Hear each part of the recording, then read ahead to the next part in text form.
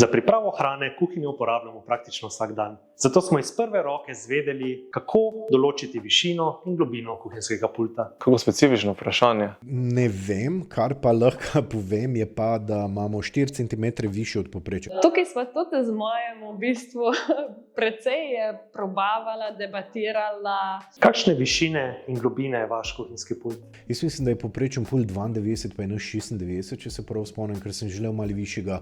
Dobro, se ni, da sem neki ful velik, ampak 1,83 m in ta klasična višina je mene motila, ko smo ga premeli, no, ker je hrbet trpel, ko sem zelenavo rezal, dajmo tako reči.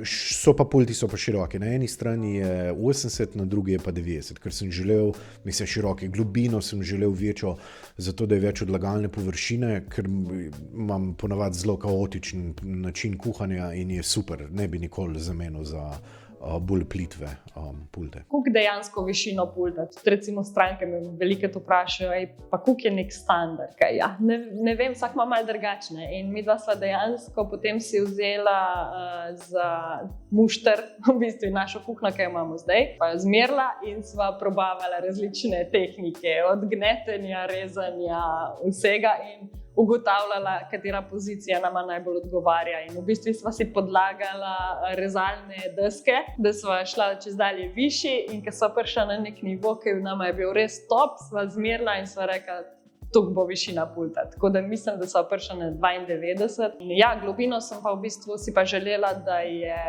mičken več kot standard. Se pravi, standard imamo 60 cm, tako da imamo 10 cm podaljšan pult. Jaz sem malo večji in moja partnerka tudi, tako da je pult na 95 cm, globina je 70, ker pač imamo dolge roke in lahko stvari damo malo globlje, kot bi sicer. Zato je izrednega pomena, da je višina kuhinjskega pulta prilagojena višini osebe. Eni so višji, drugi nižji.